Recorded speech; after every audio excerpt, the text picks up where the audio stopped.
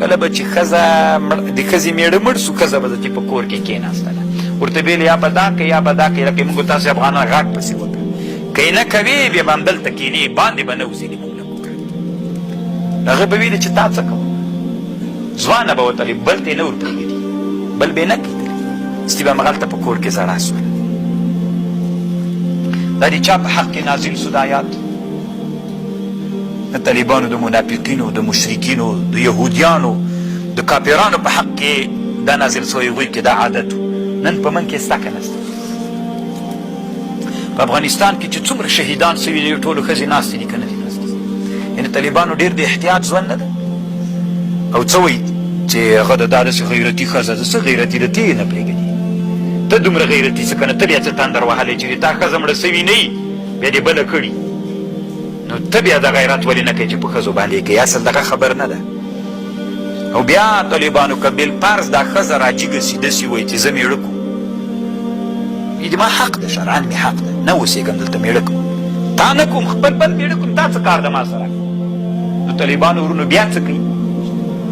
طالبانو دلته مرګ ته په دې جاهله ټولنه کې خبره بیا تاسې وایي چې پښتانه او افغانان داسې غیرتي او علمي خلک دي چا ویلي علمي خلک دي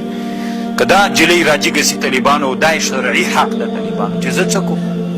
زه ځم د پلار کره اوسېږم بس هر څوک مې چې مېړه که او زه ځان دغه مېړه دلته طالبانو د دوی په منځ کې دښمني پیدا سي دوه درې له هغه طرف نه مړه سي دوه درې طرف نو دا نجونې ټولې طالبانو داسې سوي دي چې بیخي غوښتنه نه کوي مرګ قبول ده راته ځکه دې په سر هلته مرګونه پیدا کېږي ټول عمر بدنامه کېږي طالبانو